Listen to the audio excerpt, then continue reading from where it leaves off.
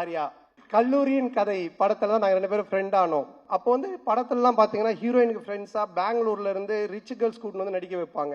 அப்போ எந்து வந்து மன்மதன் ரிலீஸ் ஆகி ஒரு 2 படம் தான் ரிலீஸ் ஆயிருந்துச்சு. பெருசா எனக்கு தெரியாது வெளியே. அப்போ அவங்க எல்லாம் நீங்க யாருன்னு என்ன கேட்கும்போது நான் ஆர்யா ஹீரோன்னு தெரியும் இந்த படத்துல. நீங்க யாருமே ஒன்னு ஆர்யால என்னது இவரை யாருன்னு கேட்டீங்களா?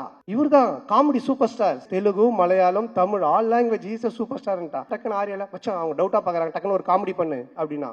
டேய் என்னடா சம்மந்தமே இல்லாம காமெடி சூப்பர் ஸ்டார் இப்ப காமெடி பண்ணுன்ற மச்சம் பண்ணு தப்பாயிடும் நீ பண்ணு அப்படின்னா சரி நானும் எழுந்து அவங்க முன்னாடி சரி பழைய பாட்டுக்கு இப்ப இருக்க ஹீரோஸ்லாம் டான்ஸ் ஆன அப்படின்னா ஆடி காமிச்சிக்கிட்டு இருக்கேன். அவங்க சிரிக்கல. மச்சான் பத்தல இன்னும் நல்லா பண்ணு அப்படின்னா. இதைதான் நாங்க விஎஸ்ஓபில கூட வச்சிருந்தோம். உடனே கொஞ்ச நாள் கழிச்சு அவனும் வந்துட்டான் நடிக்கிறதுக்கு. 2 பேரும் சேர்ந்து பயங்கரமா அவன் ஹீரோயினா நான் ஹீரோவா நடிச்செல்லாம் ஆடிட்டு இருக்கோம். அவங்களாம் அப்படியே பார்த்துட்டு இருக்காங்க. இதை டைரக்டரும் ப்ரொடியூசரும் பார்த்துட்டாங்க. 2 பேரும் கூப்பிட்டு என்ன சார் ஒரு ஹீரோ ஒரு காமெடியான்னு அந்த பொண்ணுங்க முன்னாடி போய் டான்ஸ் ஆடினு காமெடி பண்ணிட்டு இருக்கீங்க அப்படின்போது இல்லை சார் அவனை வந்து ப்ரூவ் பண்ண நான் சொன்ன மச்சான் என்னை ப்ரூவே பண்ண வேணாம் என்னை விட்டுரு நான் காமெடினா இல்லாமல் கூட போறேன்ட்டு. அதுக்கப்புறமா அந்த காமெடி சூப்பர் ஸ்டார்ன்றது அவன் விடவே இல்லை. சேட்டை படம் அப்போ காமெடி சூப்பர் ஸ்டார் டைட்டிலே எனக்கு போட்டுட்டான் படத்துல. நான் லிங்கால நடிக்கும்போது ரஜினி சார் கூப்பிட்டு கேட்கிறாரு நீங்க காமெடி சூப்பர் ஸ்டாரா அப்படின்னு. நான் ஒன்றும் இல்லை சார் ஆர்யா தான் போட்டான்னு.